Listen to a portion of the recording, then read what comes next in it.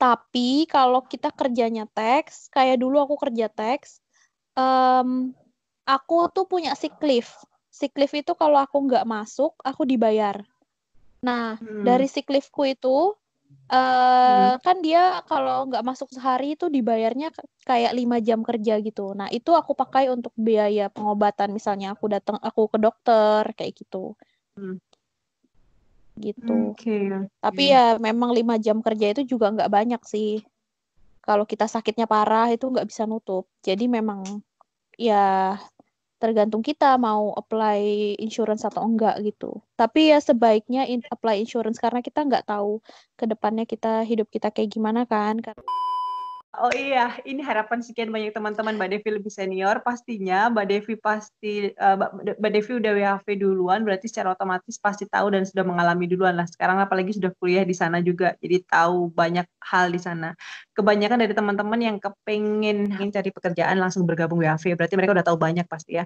Tapi ada juga yang mereka mungkin maunya sebenarnya kuliah, tapi pada kenyataannya karena memang untuk dapat beasiswa dan melanjutkan kuliah itu cukup sangat ribet sekali, jadi kadang-kadang mereka beralihlah untuk WHV dulu dengan harapan di sana dapat kesempatan untuk kepo lebih banyak tentang beberapa kampus dan dapat kesempatan untuk dapat beasiswa juga. Nah, kalau menurut Mbak Devi gimana?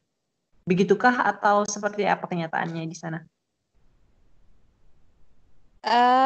Balik lagi ke masing-masing individu ya, Miss. Misalnya dia tergantung ambil begitu dia selesai WHV dia ambil beasiswa kah atau dia mau mandiri kah, itu tergantung masing-masing orang dan tergantung masing-masing individu finansialnya mencukupi atau tidak kayak gitu.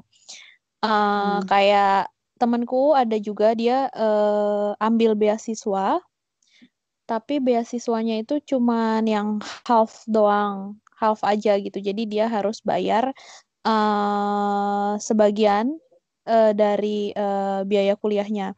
Dan itu juga menurutku itu bukan bukan bukan bukan angka yang sangat sedikit. Kayak dia tuh setahun itu harus bayar $11.000. Itu sudah itu beasiswa, tapi dia tetap harus bayar setahun $11.000. Dan menurutku itu sangat berat. Jadi tergantung orangnya masing-masing lagi, kembali ke dirinya masing-masing lagi dan lihat juga finansialnya dia. Karena eh mungkin kalau sekolah itu kan dia nggak bayar di awal kan gitu.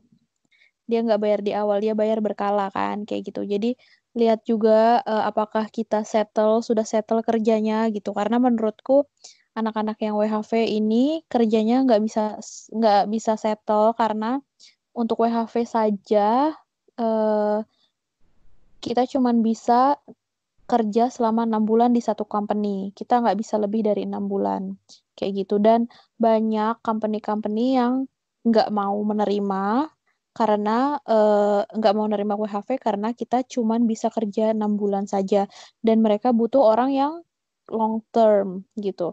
Nah, kalau misalnya kita setelah kita kerja dan kita mendapatkan kesempatan untuk kerja lebih dari 6 bulan setelah WFH itu bagus sekali gitu. Misalnya kita sudah kerja di sini di company ini dan kemudian kita mau memperpanjang kayak waktu itu aku sudah kerja di satu company dan aku mau student, aku tetap bisa untuk perpanjang cuman aku harus ganti shift karena student itu kita harus lihat lagi student itu cuman bisa kerja 20 jam per minggu per week Oke. gitu. Jadi kita nggak boleh kerja lebih dari 20 jam per week. Enaknya Karena gimana sih? karena Kayak nanti judulnya gini jadi WHV undercover gitu. gitu. Makanya lebih enak anak-anak yang punya kesempatan untuk punya kesempatan untuk pergi ke Australia dengan visa WHV, jangan pernah sia-siain karena kita-kita ini yang student